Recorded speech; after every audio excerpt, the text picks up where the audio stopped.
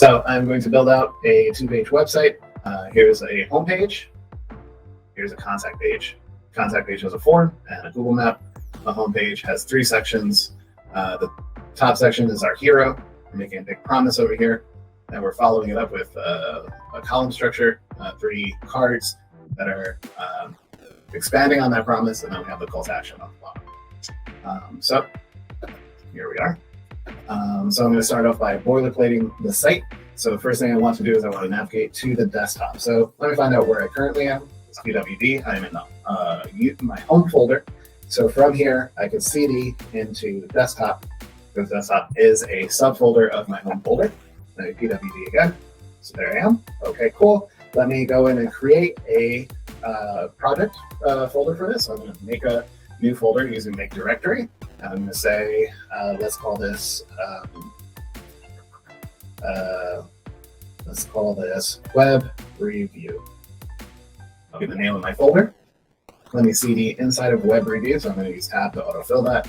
Let me PWD, make sure I'm in the right place. There I am. That's my home folder over here. And then from there, I'm inside of my desktop, and inside of there, inside of web review. Okay, so I can start creating files and folders in here. So here's make directory for my assets folder. Inside of assets, I'm going to create CSS.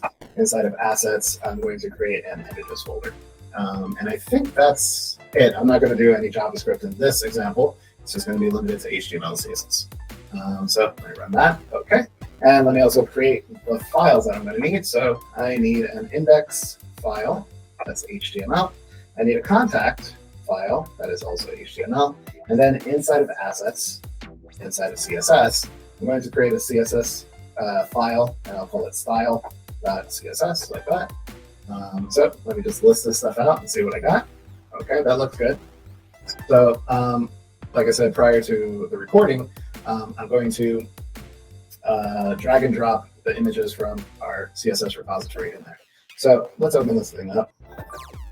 So here is my folder for web review. You can see I have index, I have contact, inside of assets, inside of CSS, I have style.css. That's good.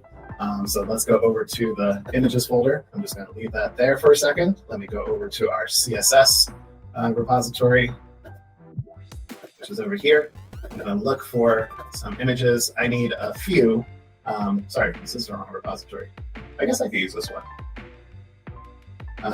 No, let me stick to what we were talking about earlier, which is I'm going to go into CSS master. There are images in here. I have these dancer images that we could use. So it's D1, D2, D3. Those will be used on the cards. And I'm just going to copy these over. And here's a hero image. I'm going to copy that one over too. There we go. So that's it. My project is ready to go. If I open this up in details view, no, that is details view.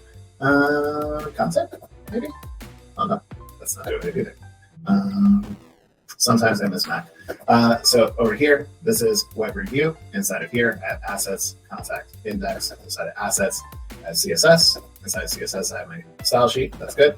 Inside of my images folder, I have 4 images. 3 of these are the same size. And this one will be used for my hero image. Okay, so it should be ready to start. So now let's get to coding. I can close this thing out. Do I want to do that now? Let's create a repository at this point. What I'm going to do is I'm going to run get status. And what I expect to see is that there is no repository here. So yeah, sure enough, this is the message that says that. I don't have a repository, so I'm going to go and create one. So get init to start a repository. Get add period to stage everything that's inside of here right now. And then get commit -m. And then I need to put in a message over here. So I'll just say initial boilerplate. And that's what I did up to this point. And if I run get status now, it says I'm on my master branch. My working tree is clean. That means my repository and my project are currently in sync. Let me also check git log, and I can see that this is a repository timestamped right here. And here's the message. And because I had previously configured this, it has all of my information over here. Okay, so my repository is set up, my website has a boilerplate, so I'm ready to start coding. Okay, so let's go back to brackets. Here's brackets. Here's a previous project that I had set up in brackets. And what I want to do is load up the project called Web Review. So here we're going to navigate to it. So you can see I have a whole bunch of folders. Here's Web Review over here. Select that. And now my project is here. Okay. So let me pull up the wireframe one more time. And I'll put this on the side over here. Yeah. And I need to start coding this stuff. So let me get a couple of things out of the way over here. So I think that should be good. There we go. Okay. So I need to create the HTML for my index page. And what I'll do here is I'll create the required tags, and then I'll create the navigation. And then at that point, I'll go and copy all that code over to contact, because the required tags and the navigation are common across those two pages. So once I have that, I can just clone it. And then the rest of this stuff will be custom. So from here down, that is custom to the index page. From here down, that is custom to the contact page. So let's just jump in and do that. I have snippets enabled on brackets, so that allows me to do stuff like this. Oh, that's not it. Let's do that thing. There we go. So I could create my required tags pretty easily using the snippets menu over there. There's information on how to download that inside the slide deck, inside the initial slide deck. So let's call this Web Review. Is there anything that I don't need over here? So I don't need this for now. I don't need these two lines for now, so I could just remove that just to keep this code nice and simple. The link over here is accurate. I'm going to go into assets. From assets, there's CSS, and from CSS, there's style.css. So if this was shifted in any which way, like if this was a child of the assets folder, like there was no CSS folder, I would just change this link over here, right? So this is saying, go and pull in the style from style.css. That's all that's doing. And I'll also create a style tag over here, because there may be things that I want to style specifically for the home page that should just be here, right? So stuff that is global, like the typography or color palette or my column structures that I'm going to be using, those are universal things. So that can all go inside of style.css, so that they're accessible in multiple places and multiple web pages. But anything that's specific to the home page, like the hero, I'll put that code in here. That's CSS in here. All right, cool. So let's start. So first thing is the navigation. So I'll start, and I'll also use comments in here so that we know what each section of code is going to be. So this is the navigation. That was interesting. Oh, I do have a thing for that. There's a short code for the navigation. We'll talk about that in a second. Let me also, oh, no, that's good. I can start there. So for the navigation, starting from the outer element and then working our way in, right, at the header. That's this thing over here, right? It's a container that's going to be the parent element of our logo and our navigation. So that's that over there. Here's our logo, right? And then here's our nav. Our navigation is going to be its own block that contains a list. Those lists contain list items, and those list items contain links, right? So I already have this pretty much set up. Here's index.html for home. That's good. About, I don't have an about page, so instead of just leaving this here and letting it create an error message, should somebody click on that, I'm just going to put in pound over here, right? So that allows me to have a link that is not navigating anywhere. And then the last one over here is going to contact.html, which is this document over here. Okay, so this is all the code that is consistent between index and contact. So I can now copy this and come over to contact, paste this in, and when I come back to contact, I'll at least have this stuff set up. Let me take a look at what the website looks like at this point. And there it is. This is zoomed in, by the way. That's what it looks like at this pixel dimension, at this resolution, at this screen resolution. So we don't see the header, we don't see the nav, because that's what containers do. They don't change the visual display when you're just using HTML. That comes in later, right? So what we do have is our logo, and we have our navigation over here, and that you see that if I click on home, it takes me to index, click on contact, it takes me to contact. I need to save contact in order to see the changes over here. So both of these. Okay. Now between these two, there we go. You can see the URL is changing. Click on about, it's not taking me anywhere, right? So let me go back to home, and let's go back to our wireframe. And what I want to do over here is build this out. Right, so that's the next section. So let's start off with a comment that says hero. That's her. That's hero. Okay.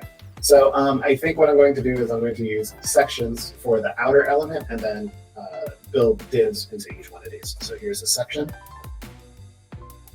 That section is going to contain a div. That div is going to be the container that forces this element to only exist between these two guidelines, right? So there's a div, the section is going to have the background image, and then there's a div inside of it that is going to force these other elements to just stop at this point, as opposed to this box being all the way over to the left like that. And then inside of there, I will have my box. That box is going to contain a heading. So I'll put an H1 in here, and I'll just write the word heading. We're going to follow that up with a paragraph. Doesn't need to be a lot. You can see over here I don't have a lot, so I think it stops at this point.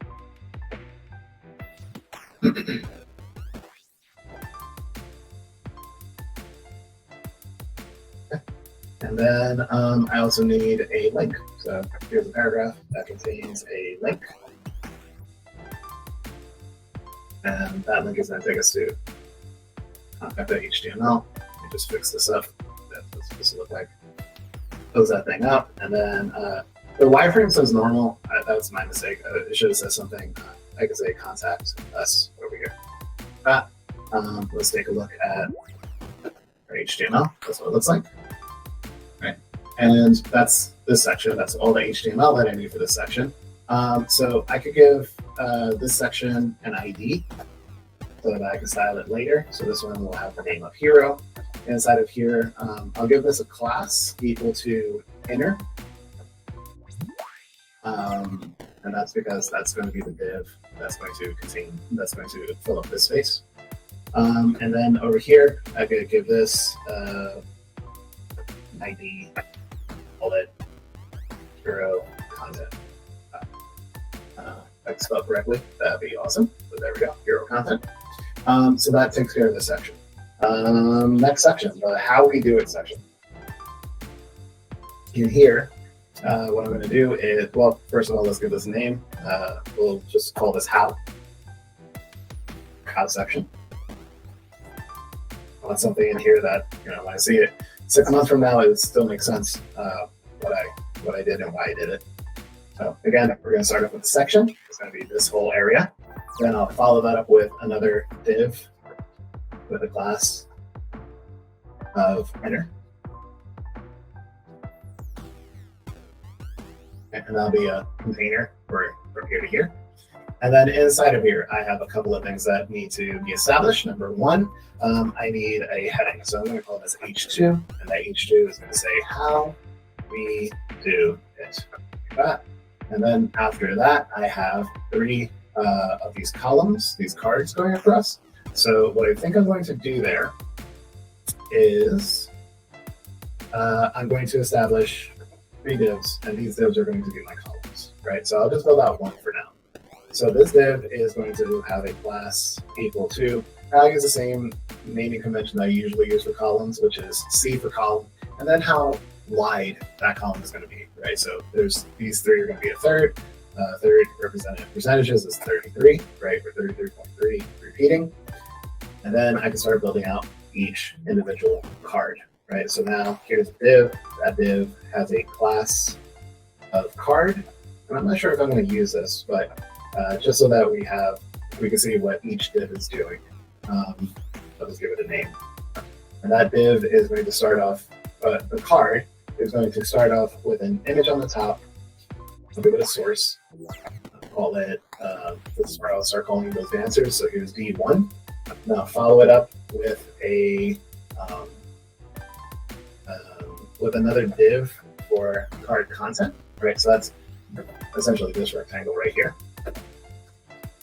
So here's a class. I'm going to set that to card content like this. And then inside of there, we could put in the text elements that we need over here. So I have an H2 for this. So we'll drop the prioritization for these to an H3, right? So the H3. This is also saying heading like that. And we'll follow that up with a paragraph with some more of some. Actually, this paragraph is the same as this paragraph. Wouldn't be in real life, but it has that amount of text in our scenario over here. Okay, so that's one card. So the card, or rather the column, starts from here to here, right? Let me take a look at our setup right now. So that's what one card looks like. Okay, so I just need to clone this 2 other times, and then I would just switch out the images and the text, right, as I need it. So I'm just going to highlight all this stuff over here, and in brackets, I have a really cool shortcode, keyboard shortcut that allows me to duplicate, and that's Command D. So there we go. So now I have 3 cards. Check my setup again. How we do it. Here's one card, here's another card, here's my 3rd card. So now let me just go in and change out these images. So that's D2, D3. There we go, D2, D3. Okay, so this section is now done. Last section is the bottom of the page. So I'm going to call this, I could either use section or footer, right? Since it's the bottom of this page, I'm going to go with footer just to play around with different HTML elements, right? So this is a container just like section or div, right? It just goes by a different name. And when I code and I see footer, sorry, let me create a comment over here. And let me also create some white space. Sorry. It's not all the way butted up against the bottom of the page like that. Okay, so footer is a container just like section and div and nav and header, right? It's just that when I see the word footer, I automatically know that this is the last section of the page. This is the bottom section of the page. So put in the comment over there. And you can see my comments now, right? So I have hero. Let me make this.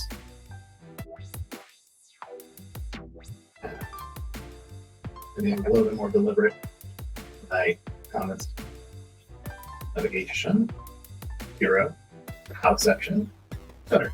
Right, so I know exactly what these sections are all, what they all contain. All right, so here's a div. Again, the div is going to have a class equal to inner. Inside of there, I'm going to have,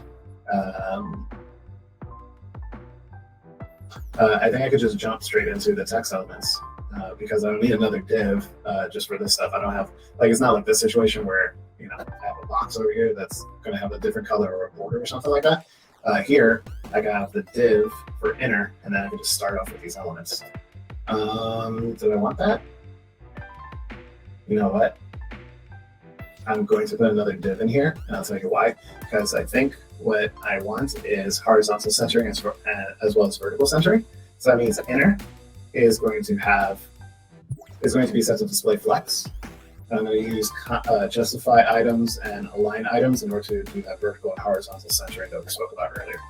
So here is another section. This section is going to start off with H2 as a heading.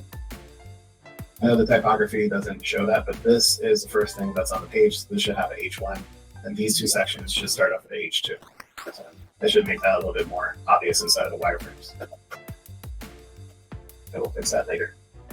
Actually, this paragraph should be the same as these cards, right? It's not that much text. A really long sentence. Then need another link in here. That's going to drive people to the contact page.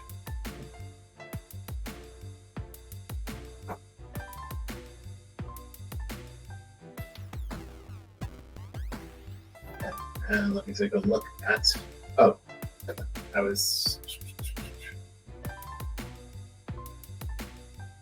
Yes, I said I wanted another div in here.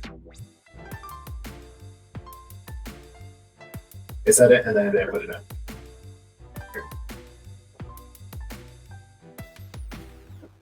But following the same thing that we did in Hero, I'll give this an ID and set it equal to footer content. Hero content. That's this thing over here. And then I have footer content, which is going to be a box around all three of these elements that I could move, center all at the same time. Okay, so that is the home page. We're going to move over to the contact page. So here's the wireframe for the contact page. I need a location from Google Maps. So let me go to Google Maps and look up City Tech for this. So here's City Tech. I need to share this and get the embed code. So I'm going to copy this HTML. Cool. So I have it. Here is the wireframe again. And let's build this thing out. So here is, let me make my comment consistent. So now here's navigation, like that. Then over here, here's a comment that says contact form. I'm going to start off with a section. That section is going to contain a div called inner. And that div called inner is going to have a div that's going to contain my contact form, my Google map, sorry. And one thing I want to call out here is that I automatically just copy and pasted what it gave me. And automatically what it gave me was an iframe that has some set dimensions over here, right? So there's width and height. The width is currently set to 600 as in 600 pixels. I'm going to set that to 100% so that it'll always stay within its parent element, right? So if my div is 700 pixels, then it'll be 700. If it shrinks down to 400 pixels, then it'll be 400 instead, right? So that's for that.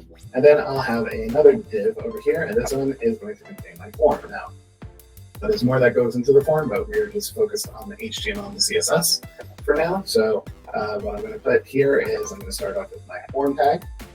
Inside the form tag, I need to establish a label. A label is going to contain an input. I'm sorry, it's going to contain the label called name. And then I have a break tag over here so that it forces the input on the next line. Here's the input. And the input is going to have a type of text. It's going to give it that behavior, the single line text input. It's going to have a name, and for this, it's arbitrary value. So I could call it name, but that gets confusing. So I could do something like full name over here like that. And the typo, there we go, fix that up. If I wanted a placeholder, I could put that in there. Also, I'm going to skip that for now, right? Just create a break tag over here. And let's take a look at our page. So here's what our contact page looks like. I am missing the contact title. So over here, I have inner, and then under here, I should have another div.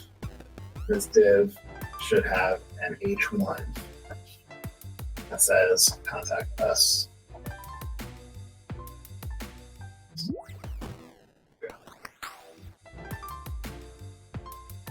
Okay.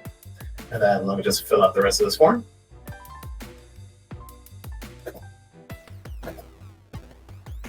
So what I'm going to do over here is I'm going to clone this whole thing. And I just need to change a couple of things about it. So instead of saying name, it's going to say email. The type is also going to be set to email. The name will be changed to email for short. Then the last thing that I have over here for the last two inputs, don't forget to submit, is I'm going to have this one over here is going to say message. And instead of input, I'm going to use text area. Something like that. I'm going to give this name. I'll call this MSG, message for short. And then finally, I have my submit button. Input that has a type set to submit, and it will have a value. of, maybe I want this button to say send.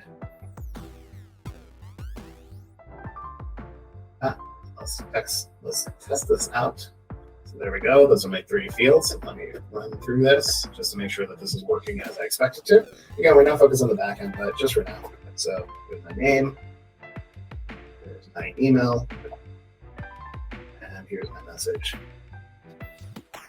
I'm going to hit send, and you can see over here, all that information is being passed to a URL correctly. So full name is set to Eloy, email is set to eloy@gmail.com, MSG is set to testing this one. That's it. That's everything. Okay, and just checking my wireframe one more time. That all looks solid. So I don't believe I missed anything. So that is the HTML that I need for my website. And this is what my website looks like right now. It's not pretty at all, right? That's because I haven't applied any CSS yet. Okay. But I do have the core structure. That's important for the next step. Okay. So where we left off is I created HTML for our 2-page website over here, and I boilerplated it. I think now is a good time to create another commit. So I'm going to go back to git bash, and here it is. All right, so I need to navigate to my project first. So let me cd into desktop/web, hit tab so that it goes to web review. Let me just make sure I'm in the right place. Good. I'm in my home folder. In my home folder, I go to desktop. With desktop, I go to web review. That's where I'm at.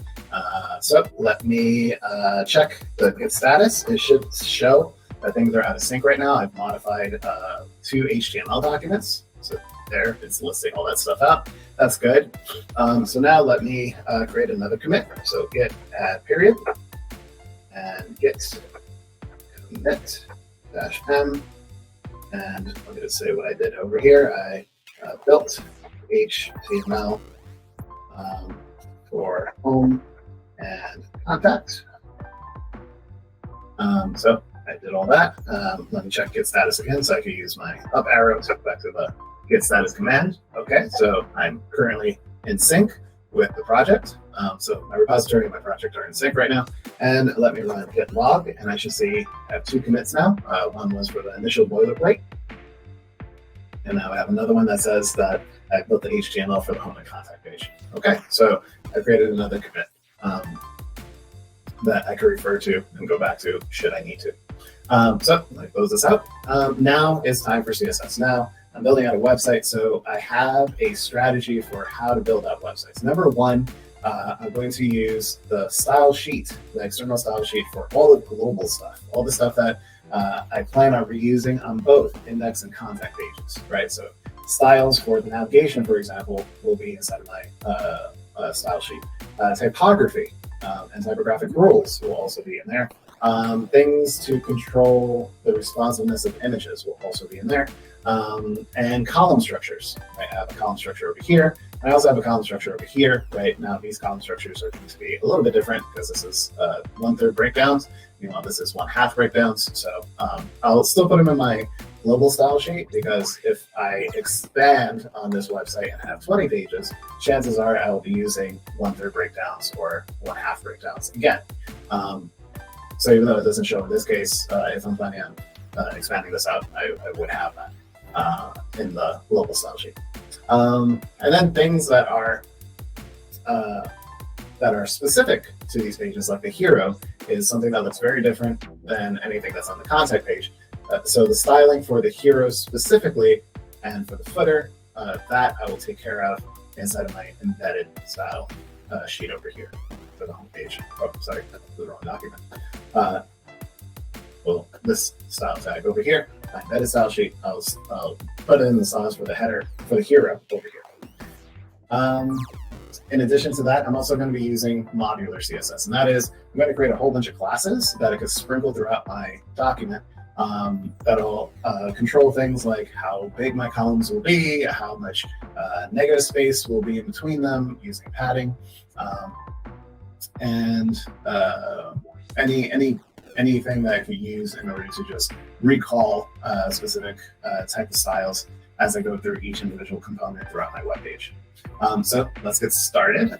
So I'm going to come over here to style.css, and the first thing that I want to do is, one other thing that I want to do is that as I'm styling, I want to start off globally. I want to grab as many elements as I can, and then get more and more specific as I go down, right? And that's to satisfy the cascade that comes with CSS, and that will allow me to minimize my code so that I'm not using redundant code over and over and over again, right? So, and we'll see how that plays out as I start building this out. So here's star, one of the selectors that I highly recommend that you use. And in here, I'm grabbing every single HTML element, and I'm setting a couple of presets over here. So let me pull up what our website looks like now. This is the homepage. You can see that everything is highlighted because I've used star. And one of the things I want to do is I want to say that all the fonts should be something different than Times New Roman. So I'm going to call font family over here, and I'm going to say that I want to use Helvetica, for example. And now all of my fonts are Helvetica. Let me also go in and say that box sizing will be set to border box. So when I say something is 300 pixels, it's 300 pixels regardless of how much padding I apply to that. Padding is included, it's not in addition to the width that I will be setting. And I also want to set the margins to 0. I like to set my own margins. So by setting that to 0, now things are butting up against the edge. The body normally has like a 10 pixel margin. I'm getting rid of that. I'm getting rid of margins across all my text elements. I will set that as I go through. Okay, so that's that. Next thing that I want to do is I want to start calling some typographic changes, right? So for instance, let me say my H1s are going to be a specific size. So H1s should have a size of, and I'm just eyeballing this, so let's try 50 pixels. And then H2s, as I could just clone this, right? I'm using H1s, H2s, and H3s. So I'm just calling these elements like that. They're tagging. I'm just going to set their sizes. So H2s should be, let's try 40 pixels for H2s, and H3s should be, let's try 30 pixels. Right? And I'll take a look and see what that looks fine. I may need to go a little bit smaller on my H3s. Let's try something like 28, maybe something like that. 4. I can always come back and change these if I don't like them later on. So that's some typographical stuff. Let me also create what buttons are supposed to look like, right? So I have 3 buttons. 2 are on the homepage, this one over here, this one down here, and then there's also one on the contact page for this thing over here. So let me go through and give those specific classes, and I'll call them all BTN, right? So here's the first link that I want to turn into a button. So here's the class of BTN, short for button. And again, that's an arbitrary value. I just chose that. You could call it whatever you want. You could call this Sam, and it'll still work. So I'm calling this one down here. Giving it a class of BTN. And let me go to the contact page, and let me give this thing the same class. So all 3 of these should all look the same as I start styling BTN. By the way, I'm saving as I go through. So let's call BTN. So that's period BTN because I'm using a class. And let's play around with this. So I think I want to make these buttons black with white text. Should that work? That should work. Yes, that'll work. So background is going to be black. Let's get rid of the border. That comes with a submit button. So I'll just say none. Let me also change the display type because they are inline elements, and I don't like that. I want them to understand what padding and margin are. So here's some padding of, let's say, 10 pixels on the top and the bottom, and 20 pixels on the left and the right. Okay, their color needs to be lighter so that we can see it. So I'll change it to white. And let's see what else do we want to do. Let's get rid of those underlines. So let's text decoration. Put that to none. Let's go to the contact page and see what it looks like over there. Make sure that they look consistent. Okay, this one says, look, this one has a lowercase, so I can fix that over here. There we go. I'm going to set the font size. Make sure that they're all consistent. Font size, let's make them all 16 pixels. Okay, they're all looking consistent.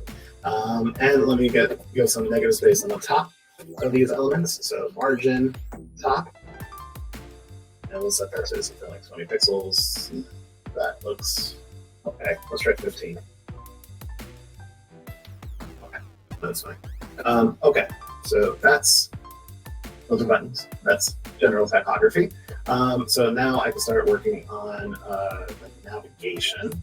And before I jump over to a new section, let me come over here and create some presets. Let me create a comment. So I use command ? To create a comment.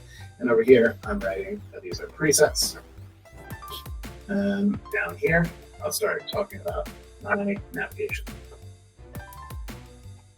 Okay, so according to this, my logo is going to be on the left-hand side. My nav is going to be on the right-hand side. So let's start building that stuff out. A couple of things that I want over here. I want this logo to be a little bit smaller. I don't want it to be as large as we're seeing it here, right? It is a H1, but I can also replace this with an image. Since it's an H1, and H1s I've previously determined to be 50 pixels, I'm going to now overwrite this by being a little bit more specific in my CSS, right? So there are two reasons why this rule will work. Number one, the code is lower. Number two, I'm going to make it a little bit more specific. So I'm saying not every H1, but H1s inside of header. I'm going from parent header to the child H1. Any H1 that's in there will have a font size of, and let's call it 30 pixels. Okay, so you can see I have these two H1s over here. That's H1, that's a H1. This one is set to 30 because it is inside of header and because it is lower inside of my CSS. So both of those rules make it so that this one is 30 while leaving my other H1 set to the size of 50.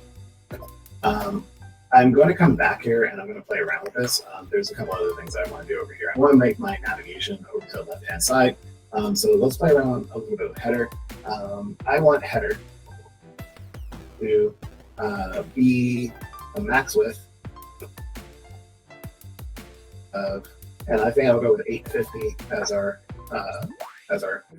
container width. So I'm going to set that to 850. I'm going to set the margin to 0 auto. Right. What that does is it says, okay, this header element, and I'll put a border around here so we can see it, and I'll disable it later on. Actually, I could put a border on the bottom. You can see it.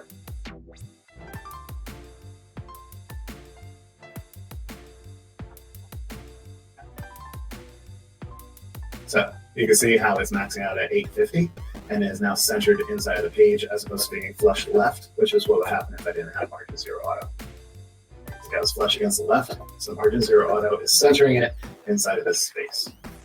So that's cool. I like that. That's what I want. So now it's time to start moving the navigation over, right? I'm going to use position absolute. We spoke about that today. So if I need the nav to be on the right-hand side, then that means that the parent element, header, needs to be something other than position static. So here's position relative, and that's all I need to do over there. I'm not going to shift this thing. The header is going to stay where it is. I'm just going to call it position relative so that I can move the navigation. Just because I set this to position relative doesn't mean that I need to use top, bottom, left, and right. I don't. I could just let that sit there. So that this way I can use position absolute on nav. So here's nav. And let me just add in a couple of additional lines so that this thing is put it up against the bottom. Position absolute.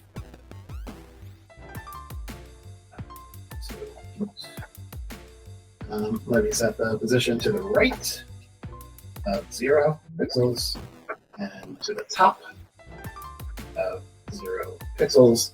And I am going to come back and change these values later. Let me turn it into a navigation that goes left to right first, and then I'll have a better feel for how much space or like how to offset this so that it fits in the right position. Okay, so next thing. is inside of nav, let's look at the UL, and let's get rid of those bullet points. So that's the style, and let's switch that to none. And let's also get rid of any additional padding that comes with a list. So let's set padding to 0. Let's just make sure that that works. So you can see nav over here is now butted up against the side. Right, there's no extra space that comes with the list. So now we want the list to go left or right. So let's call the list items inside of nav and set them to display and line block, just like we did with links. And there we go. And now the rest of this, the rest of the visuals are going to be applied to the links themselves. So look inside of nav and call links parent-child relationships using that space. So look inside the header and find the H1. Look inside nav, find the list items, and now find the links. Right. And now that I have that, let's make them. I think I want to keep it consistent with what we've done over here for these buttons. Right. So we'll give it a background of black. We'll make the text color white. We'll get rid of the text decorations.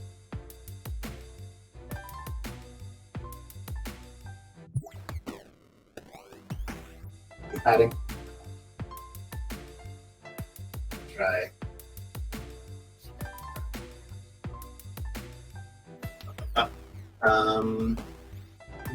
I love it. It's okay. I think that'll serve our purposes. As you can see, it's shifted up a little bit. So now that I have that, I could do a couple of things. Number one, let me come over back to the logo and let's add some padding around it. Because it's like really butted up against the edge there. It's butted up against this line over here. So let me just say something like 10 pixels all around. Some nice negative space. I like that. So let's go back to the nav and switch this position. Let's try 5. Let's try 10. And let's try to move it 15 pixels from the top. Let's try 17. Let's try 18. Yeah, something like that. It's nice and evenly distributed all around. Okay, I like that. I think that works. Let's also round some edges, right? So let's come over here, come back on button, and I'm saying border radius. Let's set that to 10 pixels. Too much. Let's try 7 pixels. Maybe 5. Yeah, I think I like that. So let's do the same thing up here with these. So border, radius. Let's set those to 5 pixels as well. Okay, cool. Next thing that I want to do, let's talk about hover states, right? So you can see as my mouse hovers over, nothing's changing on these links, right, except the cursor.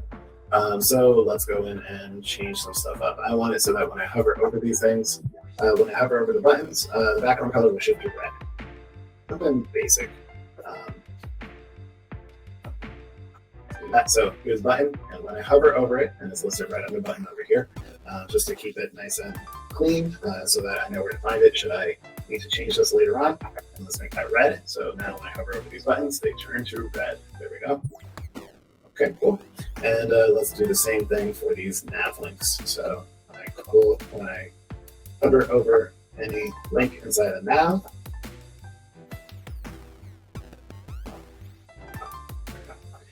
change our background to red. There we go. All right, awesome. Next, I think I might be done. There is inner, which is something that I'm using all over the place. So let me just set that up here, and then let's see how far we can get with using our global styles. So I have a comment over here that talks about navigation. Let's create a comment over here that talks about columns. But anything that has a class of inner will be set to display class. And as you can see, that's changing a lot of stuff on my webpage. Okay. That's cool. The next thing that I want to do is I want to say flex wrap is set to wrap. And as we saw previously, it looks like it just reverted back to normal, and that's going to start taking effect. We will start seeing the effect of this when we start playing around with column widths, right? So let's just look back over here. I think this is 50% of its parent, right? So this is going, let's say this is 850, which I need to establish. This thing is only going to be 50% of that 850, which is 425, right? This is going to be a third. This is going to be a third. That's going to be a third. And these are also going to be 2 halves, right? So let's go over and start playing around with those. Let's create some classes that would control those sizes. So before we do that, inner needs to be set to a max width, right? We don't want it to go 100% of the width of the browser. We want it to be set to something small, something contained, so we can control our layout. So max width 850, right? If we extend this out, you should see that, right? So what happened there was I forgot to put in the margin. It's like we did with the header. So 0, bottom, like that. And now all this stuff should be aligned. So you can see the header, you see that line for the header, it's extending out, and then all this stuff is fitting within those parameters, within that size. So that's good. Okay, cool. Next thing that we want. Okay, so I'm going to have a couple of classes over here. So here's C50. Anything that has that class is going to have a width of 50%. And then I'll do the same thing with C33. That's also going to have a width of 33.3 repeating, or as close as I can get to it, right? In CSS. And I also need a C100 for anything that's going to extend like this thing over here. This is going to extend straight across, and that's going to take up a width of 100%. Okay. So that should set us up to do most of the column construction that we need to do. There's a couple other things that I want to do before we start assigning these classes. Number one, notice over here, you see how this image is cropping, right? It's extending past its container. And that's something that happens with images. Images have a natural pixel dimension. And when we first pop them into HTML, they take up that pixel dimension. So let's say this, actually, instead of guessing, I can just tell you right here. So this image is 400 pixels. But I think this div that is contained within, right, you can see by the text, this is smaller than 400. We're seeing less of the image because it's stopping like around here. So it's like about 270, 280 pixels. So it's bleeding out of its container, and I don't like that. So we're going to come back up to presets, and we're going to set this. So this is something that we could do by default on every single image that we have. So here's what we're going to say. Images are supposed to be responsive. So that means that they cannot be any larger than their container. That accommodates for images that are larger than their container. But what about the reverse? What happens if the image is smaller than the container? Well, in that case, I want to specify that the regular width of images should be set to auto, right? So if my image is 300 pixels wide in a 400 pixel box, it will be 300. It won't go any larger than that. But if my 300 pixel width image is inside of a 200 pixel box, then it will scale down to 200 pixels, right? And that's what's resolving this issue over here. We're seeing the whole of the image inside this parent container. So if I highlight over this card, you can see that the image is fitting directly within that. Same thing over there. Right? So that's a little preset that we have for images specifically. And in addition to that, I also want to deal with some padding. I want to have some padding classes. As you can see, there's like these little spaces, these little gutters that I have sprinkled out, right? So I just want to add some classes that we can use for that. So I'll do like padding for 10 pixels, padding for 40 pixels. And I think that should cover us. And I could create as many as I need, but I think that will give us what we need to start. So, and I'll just create another naming convention. So P for padding, and then the number of pixels I want universally all around these things. So here's padding of 10 pixels, and I'll do the same thing, 40. And I'll have a padding of 40 pixels. Okay, so I think I'm ready to start using these classes I've established for padding and for the column structures in order to start creating a comprehensive layout over here. So let's go ahead and do that. So the navigation is set. As you can see, because I wrote it inside of my global style sheet, all the styles I've written for buttons and for my navigation is consistent throughout the site, right? You'll see that there's a shift happening over here. That's because the homepage has a lot of content. So I have the scroll bar here, right? And that's shifting things over. On the contact page, I don't have that scroll bar. My content is all fitting within this frame. So that's why I'm seeing that little jump. But aside from that, the sizing is all consistent. The typography is all consistent. The styling of the buttons are all consistent. So now it's time to get control of our layout. So let me come in here and start sprinkling some of this stuff around. So here's homepage, and here's the heading. The heading is called Hero Content. So I'm just going to add a class over here. Call this C50. And as you can see, it just controlled how big this element is going to be, right? And I also want some negative space inside of it. So I'm going to call this P40, and that gives me some negative space around that.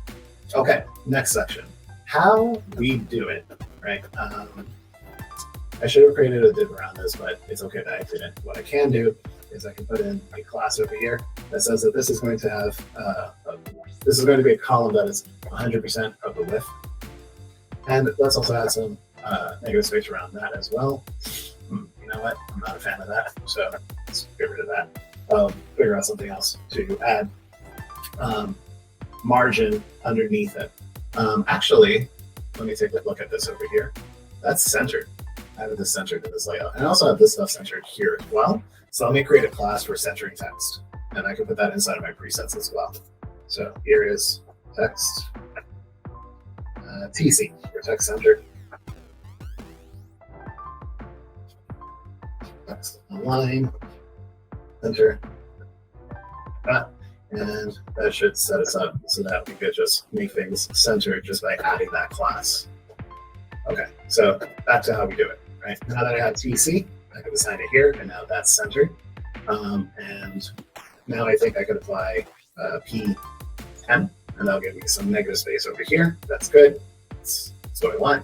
Okay, C33, I have this over here, and over here. So that made these all 1/3 columns going straight across. That's good. Let me go in and add some negative space. So P10 over here, P10 over here, face, and P10 over here.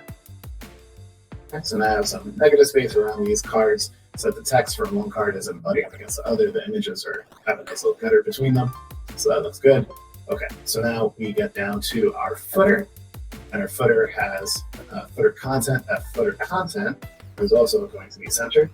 All of this content is going to be centered. So I'll just use TC over here. And I guess I could also put P40 over here. That'll give me some negative space around this content.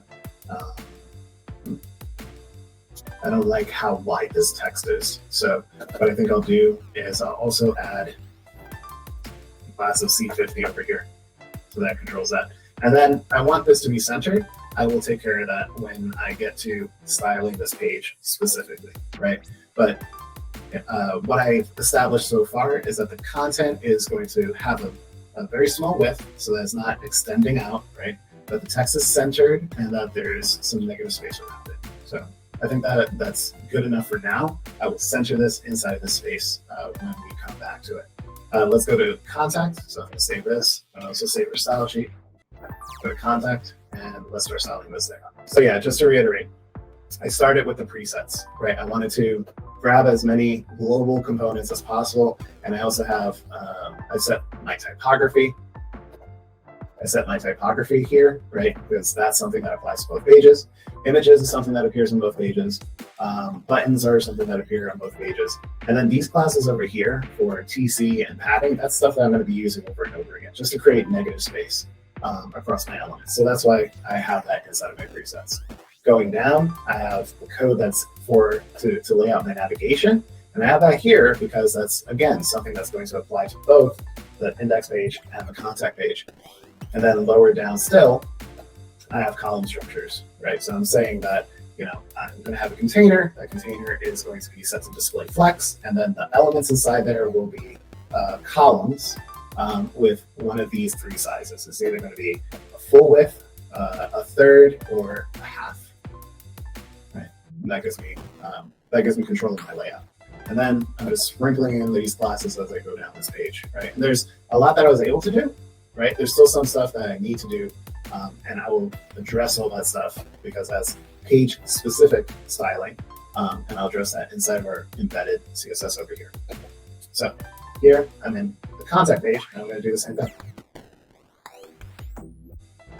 So starting from the top, I need this div. This is set to inner. And so this one is going to go 100% across, right? That's going to force everything below it. So I'm going to give this a class equal to C100. I can also add some negative space. So let's do, I think I'll leave that alone. I'll come up with the margins later because this one is flush left. It's not centered like we did with, like how we do it was centered. Contact us is not. Okay, so over here, this is going to be a column that is 50% of its parent, and this form is also going to be a column that is 50% of its parent. I also don't like how that form is kissing up against the map. I want to create some negative space, so let's try P40. That gives us some negative space over there. So that looks good. I just need to style it up a little bit more. Right? I want a little bit more negative space in between these form fields. But so far, I have a base structure for my website that's looking pretty close to the wireframe. Okay. So now we're up to the part where we get specific. So back to the home page. I want to start with the hero, right? So here's the hero structure, right? This comment really came in handy, so I could eyeball that and zero in on it really quickly. So the hero is going to have a background image. Then we have inner, and then hero content is going to have like a different color box just to create some contrast between the image and the text. So up here, I could call hero. Hero is an ID, so I use pound. So over here, I want a background. I'm going to call the URL that is within the assets folder onto the images folder. Now let's call hero.jpg. Save that. There you go. You can see the hero image. Let's set the background size to cover so that it fills up the space and I can see more of the background image, right? Background images are meant to recede, but I do want to see a little bit more of the texture in there. Save this. There we go. Right. And then let me get over to hero content because right now my text is completely illegible. So here we are going to create a box so that we can have some differentiation so I can read the text pretty easily. So I'll create a white box this time. And I'll make it transparent, right? So here, the background, if I just said white, I'm going to get this. Right? That's not what I want. I want a little bit of a transparency. So let me use RGBA, and let me use those 256 number system from 0 to 255. So if I want white, then that means that the red channel is going to be at 255. Green is also going to be set to 255. Blue is also going to be set to 255. And then alpha, if I set it to 1, is opaque white. But if I set it to something like 0.5, I get a 50% transparency. Let's up that. Let's try 75%. Yeah, I can read my text now. If that is legible. Let's also create. I think what I want to do is I want to create a little bit of a gap here, right? So I'll set the height to something larger. So let's try maybe 400 pixels. Let's do that. Okay. And hero can also be set to. I'm sorry. Hero at inner, inner is set to display flex already. So what I can do is I can say this hero or this intersection, I want this text to be vertically centered inside of this space. So I could do that. I call him this hero, this intersection specifically by his relationship to hero. So here's how I do that. I say find any class called inner inside of hero. So your parent-child relationships using that space. And now that I have that, it's already set to display flex. But this time I want to say align items. Or is it align contents? Okay, I always forget that. So luckily, I have my flex guide sheet over here, and I just need to look for the right property. So I'm looking for something that's going to center my div vertically. So there it is. Align items center. Align items center. So I may need to call display flex again over here. So let's try that. Align item center, display.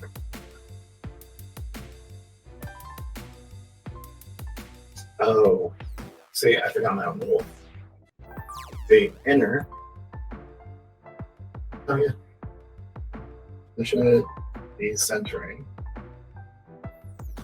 Okay. So this is real life, folks. I have an issue. I don't have an immediate answer for it. I don't have anything scripted. So I'm going to come over here. I'm going to inspect this. I'm going to open up my dev tools and let's figure out why this is happening, right? Again, I expect this to be centered vertically into space, and it is currently not. So let's go in. Let's put this over here for a second. Let's inspect this.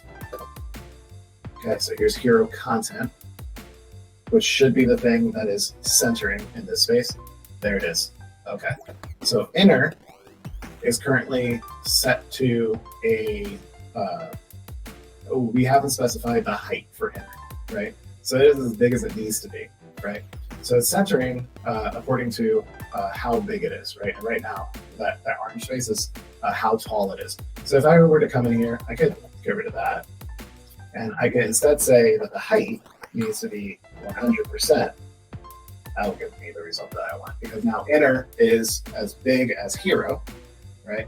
And then that will give it the space that it needs in order to center hero content in that space. So I just need to say over here, oops.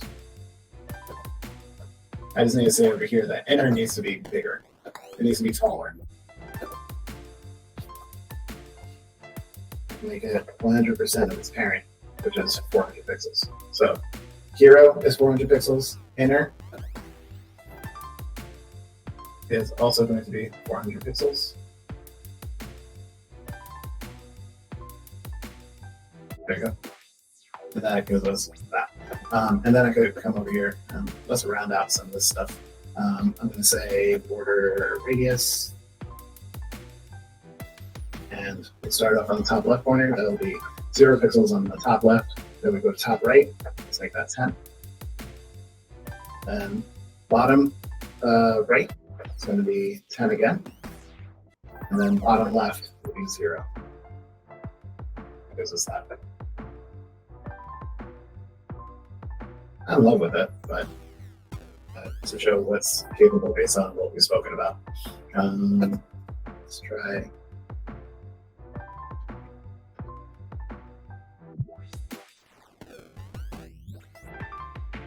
I think the bottom left shows will be 20.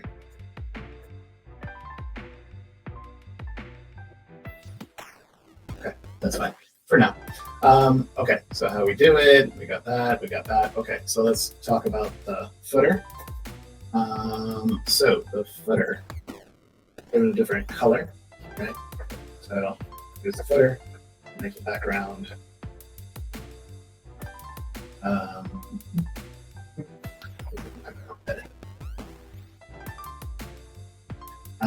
And let's make it darker. So let me that. Let's reduce the light on the red channel. So C00. Okay, and then push it even more. Let's try 600. Much. Let's try 9. Okay, that's good. Okay. And what I wanted to do over here was I wanted to center this. So footer content. So here's inner. And I want to say over here, inner, that footer content within it should be centered horizontally, right? So I could do that from here. So I could say footer, space, and then call it inner. And then I could say justify content. Justify content or justify items? I believe it's justify content. Center. And there we go. That'll center it. Okay. And if I was wrong, then that's totally fine because I have my guide over here. And my guide over here, which will tell me what the exact property is in order to center my content. So I believe it's up here somewhere. Yeah, justify content, and I can use center. Okay. So that's why that page is so essential. Okay, so what else? I think I want a little bit more negative space in between, like inside this section, right? So let me come over here. I have a how-to section. Let me just give this an ID. And I'll call it how, right? I'll come back up here, and in between hero and footer, I'll write how. And I'll say that the padding on the top and the bottom, let's set that to 80 pixels. On the left and the right, I'll leave that at 0 pixels. That's what 2 values in padding does. First value is top and bottom, second value is left and right. Okay, I went way too far. Let's try 60. Let's try 40. Why I'm not using P40 is because P40 is 40 pixels all around, not just top and bottom. Okay, so I think our homepage is done. Okay, so now let's go to contact, and I just want to fix up the form. I think everything else looks fine. So let's come over to contact page. I have this thing over here, so I can say, you give this an ID, title, or there's only one H1 on this page. So I can say that only H1 on this page should have a margin on the top and the bottom of, let's say, 20 pixels, and the left and right will leave that 0 pixels. Save that, and that gives us a little bit of negative space over there. Let's find any inputs, and let's make them larger. Right? So I need to first call the labels and say that they are a width of 100%. Right? Those are the parent elements of my inputs, and then I could go into my inputs, and I could say, well, let me go into classes because I don't want to butcher the submit button too. So I could give this, I could give all 3 of these classes. So I'm just going to hit select over here. I'm sorry, control. So I could write the same thing on all 3 lines. Class equals, and I'll just call these form fields. I think I spelled that wrong. Looks better. That'd be funny if that was wrong. Okay, so copy that. Anything that is a class of form field, I copied it 3 times, my bad. They're going to have a width of 100%. They're going to have padding of maybe 10 pixels. Too much. Let's try 5. Okay, and then for the text area specifically, let's give it a height of, let's say, 300 pixels. Too much. Let's try 250. Let's try 200. There we go. Oh, labels should have some margin on the bottom. Margin. 20 pixels. That didn't work, and that's interesting. I wonder if labels are inline elements. So let's try margin, 20 pixels. That's not. Let's try set them to inline one. There we go. Okay. And then play around the margin over here. Let's try 15. Let's try 10. There's only a little bit of space in between each one. And there we go. Right. So what I have over here is a 2-page website. As much as I could, I put styles inside the global style sheet. the external style sheet so that it would carry over to multiple places. I didn't need to restyle the navigation in both places. I didn't need to copy and paste multiple times, right? And the only thing that was inside these embedded style sheets were the things that were specific to these pages, right? This H1 is different than the H1s that we saw on the home page. This label, the label and the form fields only apply to this page. The hero only applies to the home page, right? This negative space around the how section, right? All that stuff, and stuff for the footer, right? If I did have this footer on the contact page, then I would move this code over to my external page, my external style sheet. Okay.